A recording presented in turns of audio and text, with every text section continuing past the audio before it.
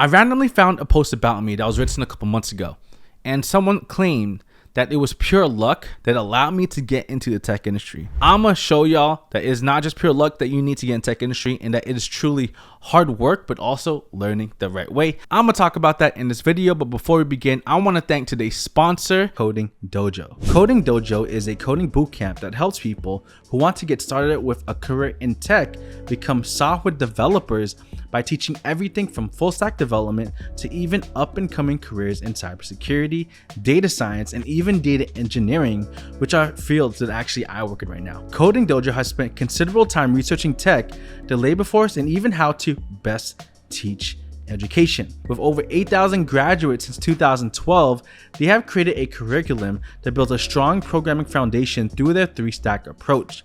While other bootcamps focus on 1 stack and limit the learning difficulty to accommodate a larger class size, Coding Dojo doesn't do that.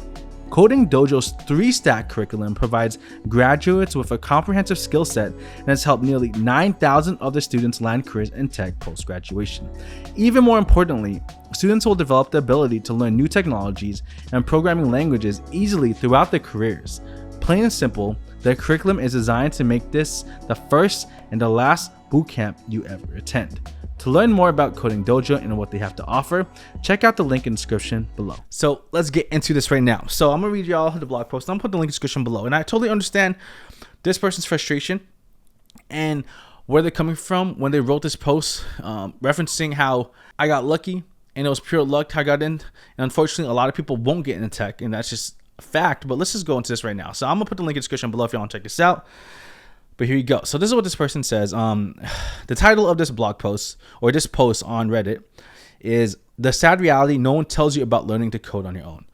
This is a good topic. Should I make this a topic? The title of this podcast episode, this is a good one. "The Sad Reality No One Tells You About Learning Code on Your Own." And this is what this person wrote. "I started learning to code in 2017. I'm a woman in my 30s. I learned HTML, CSS. So 2017, by the way, how many years ago was that? About 5 years ago. So she started learning code about 5 years ago. So she's a woman in her 30s. I learned HTML, CSS, and JavaScript and created some projects and created my portfolio website, which is amazing, and applied for jobs, didn't get any.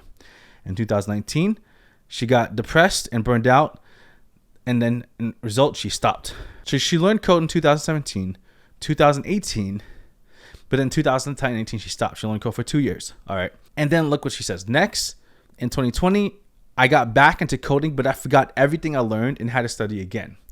So understandably, this person was stressed out, learning code for 2 years, and it's not easy. After learning code for 2 years, couldn't get a job, gave up. Well, what happens when you don't continue applying what you learned in tech? What tends to happen is that you forget. Right now, I myself have been in tech for about 7 years. I was a front-end developer for 4 to 5 years. Right, I've been a back-end developer for 2 years now, and I forgot everything I've learned. I mean, I didn't forget everything, but I forgot a lot about what I learned. Like if I had to go back to front-end development, become a front-end developer again, I'd have to relearn all the CSS. I still remember a lot of HTML, CSS, but there's new CSS libraries that came out that I don't use. There are new things in JavaScript, new libraries. React.js. I've worked with a little bit of React.js. I wasn't good at it because I mainly work with Svelte.js, but now there's Next.js that I've never worked with, right? There's the Motion framework, all these different things that came out for development that I'd have to learn. But a lot of the basics I forgot because I don't use it no more. So the thing is that when it comes to knowledge, for example, even if it's something as simple as math, is that when you learn something like math and you don't use that math that you learned for years, what will happen? You forget it. I learned Spanish. I was really good at it. I did it for 2 years in high school. When I graduated high school, never spoke a word of Spanish ever again. I forgot everything. And that tends to happen, right? So I understand where this person's coming from and why they're frustrated. But yeah, so this person said they forgot everything they've learned. So yeah, and to read the sentence again, in 2020, I got back into coding, but I forgot everything I've learned and had to study again. And so in 2021, I guess she learned everything again in 2020. Now in 2021, she added more projects. 2022, and this is what she said: "I realized enough is enough. I am not lucky enough to be accepted by someone to give me a job. I wasted all these years realizing that luck and location matter." Now, to be honest, I'm sad to read this. All right. It hurts to read this because I can only imagine what they felt when they wrote this 5 months ago. To be honest, I even think I know who this person is because this person potentially left a lot of comments on my videos. I read all of her comments, especially when she said she's a girl, a woman. I think I might know it is because there's someone I know who was learning code for years. Maybe it wasn't even in comments. It was on Twitter. This person would respond to a lot of my Twitter posts on Twitter, right? And so I feel bad. And so one thing I want to point out is that she does say here, I'm not lucky enough to be accepted by someone to give me a job. Now, I think it's important for me to say that luck has a lot to do with a lot of things. Luck has a lot to do with people succeeding in anything in general, being at the right place in the right time. Yeah, I was definitely lucky to get a job in literally 3 months. That's not normal. And that doesn't happen to probably 99.9% of the people who are learning code right now. But I do want to say that it's not because of luck that I am where I am today. And I'm going to talk about that in a second. But when it comes to software engineering, I think it's important to understand, yeah, it does take a lot of work. Now, this person did give up after 2 years. I probably would have too, to be honest. So I was very lucky to get a job pretty quickly. But when you give up, it really backtracks you. If you forget everything, you have to learn it all over again, right? And then this person learned everything. It took them, I guess, a year to learn everything they learned. They added more to the project in 2021 and 2022. This year, it seems like they actually gave up. And unfortunately, they did, I guess. That's sad. But I think what I want people to be able to understand just to learn from this is that it's not just luck that allows you to get in tech, but I think more than anything, it's consistency and discipline, where it's not just about getting that job right away, because it's not going to happen. I know someone who took 4 years to get their first tech job. 5 years. They're a developer now. They're a junior JavaScript developer now. And imagine if this person gave up 2 years ago, 3 years ago, 4 years ago, a couple months ago. They wouldn't have gotten their first tech job. Now they got their first tech job. They got the foot in the door. It took them a lot longer. But so what? They got in. When it comes to software engineering, or my primary audience, or what I focus on is front-end development, is that to become a front-end developer, this is what you need: HTML, CSS, and JavaScript. Learn the basics, foundation. Learn React, learn Next.js, things you gotta learn later. Learn Tailwind CSS eventually. Learn how to work with APIs. GraphQL is very popular right now. Apollo, learn the Fetch API, just the basics. And then start learning potentially lead code questions in JavaScript. It's kind of a must now. You start interviewing. There is honestly a track that you can take, a path to get into tech. If not self-teaching, then coding bootcamp. If not that, then go to college. The thing is, though, if you don't stick to a particular path, if you learn and you stop, if you learn and you stop, it's taking too long. And understandably, I could see why people give up. It's very difficult.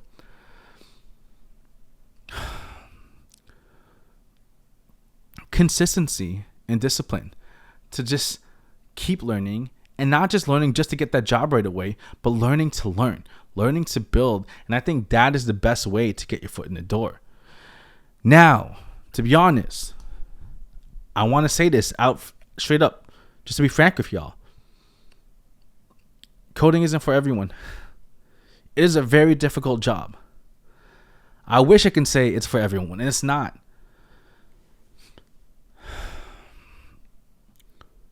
It's very stressful. It's a lot of learning. Even I struggle a lot that people don't know about. I struggle a lot when it comes to coding to this day, because I'm working on backend development now. I have dyslexia, so it's harder for me. So it isn't for everyone. That's true. But how do you know if it's not for you if you give up? Right? There is a lot of logic that's necessary as well to be a software engineer, but that stuff can eventually be learned. But if you give up, then I guess it really wasn't meant for you, right? Now I want to keep going on this post that she wrote. And she also said this: I wasted all these years realizing that luck and location matter. Now, being in the right location, true, does matter. Luck definitely helps, right? But we live in a remote world right now. Almost every developer I know, most of the developers I know work from home. There are a ton of remote jobs out there. right? So I feel bad for this person. I feel terrible for her. But I think another skill that we do need, and I want to add this, and that's why I love doing these podcasts, because now I have a long format video that I can just talk about things that allow me to open up to y'all without trying to make it as entertaining as possible in 10 minutes like I do on my main channel. But it isn't just technical skills that get you the job. Please understand that. It isn't just technical skills. And it's not just being good at leak code. It's not being a master at JavaScript. It's also people want to work with you, right? And what I mean by that is the ability to sell yourself during interviews. And that's something I think I'm very proud of in regards to myself. Being able to sell your value to a company during interviews is so important. When I'm at a company, my number one goal on every interview I have at every company I've ever interviewed at was to come out of the interview where I made them like me. where when I'm in interviews, unless it's a technical interview, that's totally different, time just flies by. Where it feels more like a conversation than them interviewing me, but I'm doing the same thing. I'm interviewing them, getting to know them in a team. Totally different. And when you build that natural conversation, that natural, like a small tiny bond with whoever is interviewing you, what happens is that, okay, they like you a little bit more. Then compared to everyone else who tries to not have a little bit of that really good small talk, those soft skills, there's a higher chance that I might get hired. But of course, I need to have the technical skills as well, right? So being a software engineer isn't just about having technical skills, but also soft skills. That's very important. Very, very important. And I think that's what's given me an edge over my career in tech, to be honest. It's not even that I had a YouTube channel. It helps, but it's the soft skills that matter so much. Being able to build trust with that person on point is very important. So let's continue. Okay, I'm not going to read this whole thing, but this is what else the person said. If you see videos like Krishan, who got a web dev job after 3 months, don't be fooled. That's survivorship bias. We only hear stories from people who succeed and found a job in tech because they are the only ones speaking. Krishan got so lucky. You may not get that lucky. You may fail miserably like me. Again, I feel terrible for this person that they failed in the first place. I never sold. I mean, I have said in the past, all right, I'm not going to lie. If I did it in 3 months, then you can too. And it's true. If I did it, you could potentially do it too. I never said it was easy, and I never said it'll happen to everyone. And in regards to what they said about don't be fooled, correct me if I'm wrong, but it kind of feels like this person was pointing out how they thought they should get a job like that. Doesn't happen to everyone. Some people will get a job in a couple months, and I've seen people who got a job in a weekend, which is kind of crazy, really crazy. And he's doing pretty well right now. He lives in Florida. I know people who got a job in 9 months. I know a lot of people who got a job in over a year, close to 2 years. A lot of them. I know quite a few people who got a job after 2 years. I know some people who got a job in 6 months. Everyone has their own path in the tech.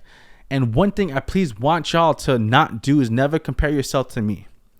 My path in the tech is very unusual. My growth in my career is very unusual. The way I grow my career, and again, I have a brand. I have social media. I have skills that companies want. I have talent in speaking and storytelling, which is what I do in DevRel, which is what I work in developer relations now. I have that. But don't compare yourself to me. Yo, like, all right, and let me speak from the heart. I remember people who became a developer a year after me. Their first job paid $90K a year. Their second job paid them $120,000 a year. When they shared it with me, I was so jealous. I never shared it with anyone. I was jealous. This person was an Angular JavaScript developer, and they're killing it now. I haven't spoken to them in years, but I remember seeing that like, dang, that's not fair. My first job paid me $45K a year. My second job paid me $70K a year. My third job paid me $85K a year. Then my fourth job paid me $180K, right? And now I make much more, but like, it took me what, 4 jobs to be able to at least surpass or reach the level of what my friend was able to do in 1 year. But my path was different, and I have no regrets in the path I took. Everyone's path in the tech into what to determine success is in their life is very different. So please don't compare your path to mine. how you get in tech. Don't compare to how I get into tech, how I grow in tech. I'm not the best developer in my company. I never consider myself to be the best developer in every team because I focus more on storytelling and content while everyone else focused more on being better technically, right? So I went a different route, went a different path, and that benefited me in the long term. That was a risk though. Who would have known that developer relations will be popping as much as it is now, right? And then she says, we only hear stories from people who succeed and found a job in tech because they are the only ones speaking truth. But those are the people that people look for on YouTube, on social media, on TikTok, on Instagram, you name it, on Twitter. People want to find the people who beat all odds, who were part of that group who shouldn't have succeeded, who didn't even have a degree, who are doing well now. We want to find those people so we can see how they did it, to encourage us, to help us do it, to see what mistakes they made so we can learn from their mistakes and do better than them. How much would I love it when every person who watches me, who follows me, succeeds and does better than me in tech? How much would I love that? I would love that so much. That is why those people are easier to find on social media, because those are the people that people are looking for. I started YouTube. Why? Not because I just felt like I had to share it with the world. I started my YouTube channel because for months when I was learning code, I was in the vlogs. I watched Christian Guzman. I watched Gary Vee, you name it, right? Casey Neistat, all of them. And I was trying to find a vlogger who vlogged their life as an engineer, and I couldn't find anyone. 0 people. I was the first one to do it. I'm assuming because I found no one else, and I'm assuming. I was the first one to do it. Wow, that's crazy. I was the first one to vlog my life as a software engineer on YouTube in tech, and that's why I did it, because I wanted to be the person that I couldn't find, that I wish I can follow, that I wish I could, where I wish I can learn from their mistakes as well. And that's why I started YouTube. I didn't think my channel would be where it is today. I didn't think I'd sign these $15, $16, $18,000 brand deals. I didn't think I'd be making this much money from just YouTube. I didn't think that YouTube would ever pay me more than tech, and I would make a lot in tech, right? But I did to help people, and I got here. And these are the people that people are looking for. So why are these the only people that are speaking? It's because these are people are looking for. And then last but not least, Chris got so lucky. You may not get that lucky. You may fail miserably like me. Number 1, yes, luck helped. I did not get here because of luck. When I was learning code as a executive assistant before I became a dev on my first job, I was sneaking learning code during my work hours, to the point I almost got fired. Because I almost got fired is why I applied to jobs and got a job like that. But that wasn't the only job I had. I was working as a tutor at Kumon. Okay. On top of that, I was very active on my church. I was at 7 Bible studies. Okay. I was at 7 Bible studies a week. Also church on Wednesday. Also church on Sunday. Also in Bible service on Saturday. 7 days a week though at Bible studies. While working a full-time job. While working a second part-time job. I don't talk about this, and I should. I was living paycheck to paycheck. I remember wondering what I'd eat the next day. I remember calling my mom, asking her for money, even when she had no money, to help me out. All right, and I remember this, and I don't talk about this a lot. It wasn't luck that allowed me to get my first job. It was, even when I had every excuse to not learn code, I still learned code. When I had every excuse to, I need to sleep 9 hours a day, instead I slept 3.5 hours a day to learn code. Even when I was still working my first job for literally 1 year. Which probably explains my dark eyes. I got that first job because I didn't allow any excuses to stop me from learning code. I got that first job because of this.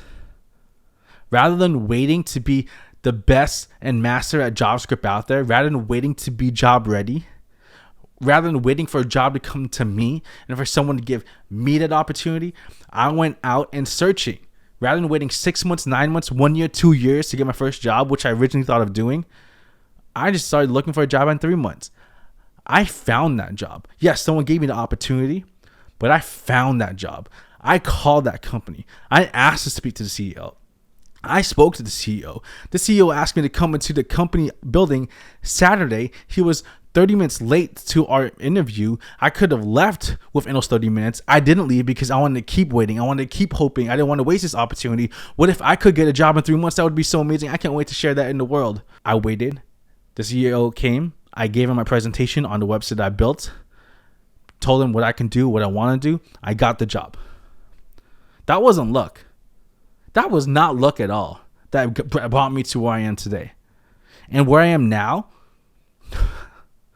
even on my birthday, when I'm here in the Philippines, I worked on YouTube. Not my actual 9 to 5 because I was on vacation. Even when I'm on vacation, I'm not on vacation, I still work. Why? The same work ethic I had before that allowed me to get into tech is the same work ethic I have right now. Except now I work harder than ever and more than I ever had before. That's how I got here, and it wasn't luck. If you really want it, if you really want to get in tech, you'll do whatever it takes, and you will not allow anything to stop you. Now, I'm not mad at this person at all, right? Whoever wrote this. I think I know who it is. I'm going to try to reach out to her. I feel so bad because at the end of this post, she says this. If you live in Canada, self-taught will not work. Here they will only give you a chance if you're a college or university student. I don't know much about Canada. I don't know if that's true. After feeling worthless and rejected all these years while contemplating suicide, and the severe depression that coding has caused, I'm quitting now. Now, this is one thing I could relate to. I have major depressive disorder. I bought my dog, my small dog, my poodle, my tiny poodle, years ago for a reason. I want to tell you this. I'm not going to iterate the word she said, but I'll tell you this. I am alive today because of my dog. I could tell you I can relate to how she feels for different reasons. But if she did feel that, then I'm probably glad that she did quit. So this person went through a lot. We all go through a lot. Maybe quitting was the best for her. If this was you, if you're watching this right now and you made it to the end, I'm so sorry that you went through that. Please reach out to me. We'll do a video chat. Let's talk. I'll do whatever I can to help you out. If you want to just vent, if you want to yell at me, do it. We'll talk. And I'm sorry for what you went through. But for everyone out there, it's not just luck. I worked so hard and I kept working and kept learning until an opportunity came up. And when the opportunity came up, I took that opportunity and I did not want to let anyone else take that opportunity away from me. That is why I'm here today. So is luck what you need to get a job in tech? No. Now, yeah, true. Being in the right situation, sure. Right? If you live somewhere where there are literally no tech jobs, then it's impossible. But is there a way? Yeah. Is it luck? Not just luck. It's a lot of freaking hard work.